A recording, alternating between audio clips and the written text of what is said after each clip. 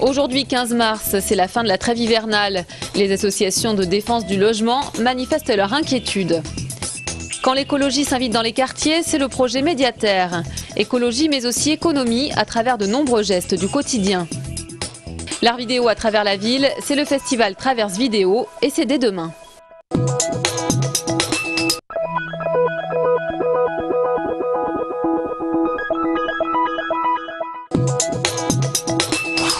Le 15 mars, c'est la date fatidique redoutée par les associations d'aide au logement, celle de la fin de la trêve hivernale. Dès demain, les expulsions pourront reprendre. Ce matin, le RESEL, réseau Stop contre les expulsions locatives, appelait à la mobilisation. Les statistiques le disent, c'est le principal poste de dépense des familles. La situation des familles s'empire, la crise, le chômage, le pouvoir d'achat qui baisse.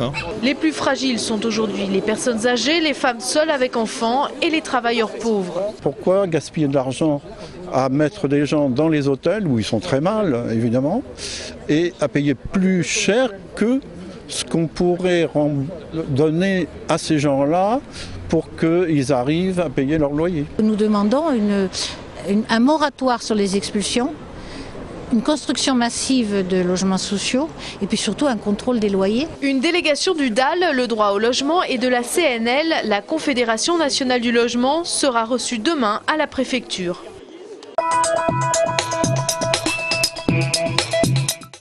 Une petite victoire pour les antilopsies. Le Conseil constitutionnel a censuré la semaine dernière 13 articles de la loi sur la sécurité intérieure qui fait largement débat. Médiaterre, lancé par l'association Unicité, c'est un moyen d'amener l'écologie dans les quartiers.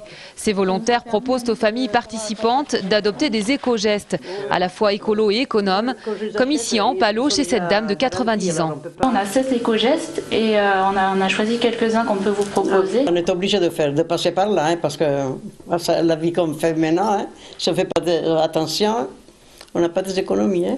C'est pas avec une petite retraite à consentir. Actuellement au nombre de 6, le but est de toucher au moins 60 familles à Toulouse d'ici la fin de l'année. Ce sont en majorité des familles qui ont changé, qui ont déménagé en fait, et qui passent d'une gestion des charges qui était collective à une gestion individuelle. Donc des familles qui ne sont pas forcément habituées à gérer seules leur consommation d'eau ou leur chauffage. Cet outil-là va vous permettre de consommer moins d'eau. Je suis vieille, mais c'est des choses que je ne sais pas encore. Et voici quelques-uns de ces petits gestes. Fermer le robinet d'eau quand on se lave les dents, quand on prend sa douche. De bien faire attention à son utilisation du chauffage, de ne pas le couper, sinon ça tire trop d'énergie quand on le remet en marche quand on rentre le soir. Médiaterre, c'est aussi une façon de créer du lien dans les quartiers. Le salon des services à la personne ouvrira ses portes les 25 et 26 mars prochains à Toulouse, au centre de congrès Pierre Baudis. Pour sa deuxième édition, le salon va recevoir 60 exposants et s'articulera autour de 4 pôles. Les services à la famille et à la vie quotidienne, les services d'aide à domicile, le village des associations et les conseils aux professionnels. Une quinzaine d'ateliers seront proposés aux visiteurs afin de voir plus clair dans ce secteur en pleine expansion. À noter que l'entrée est gratuite.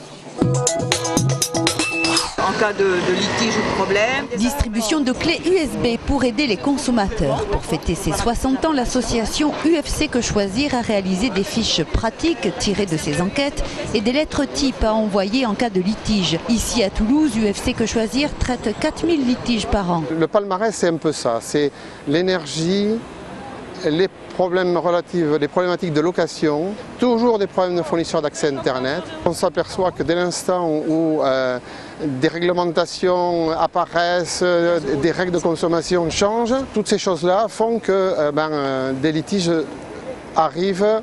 Bien que l'association essaie toujours de traiter les litiges à l'amiable, dans un premier temps, elle milite pour la mise en place d'actions de groupe quand il faut aller en justice pour mutualiser les frais. À droite, les jours se suivent et se ressemblent.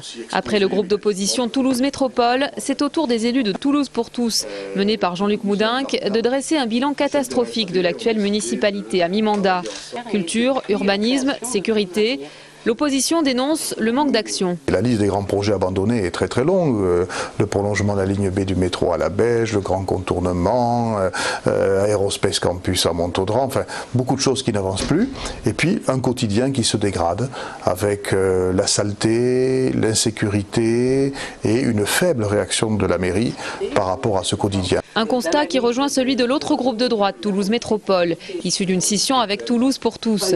Une division que regrette Jean-Luc Moudinque. Ce que j'espère, c'est que d'ici le prochain scrutin, la raison l'emportera et que la notion d'intérêt général l'emportera sur les considérations individuelles et personnelles. En attendant, pour répondre aux attaques, Toulouse pour tous veut donner à tout prix l'image d'une opposition constructive, une façon de se préparer d'ores et déjà à 2014.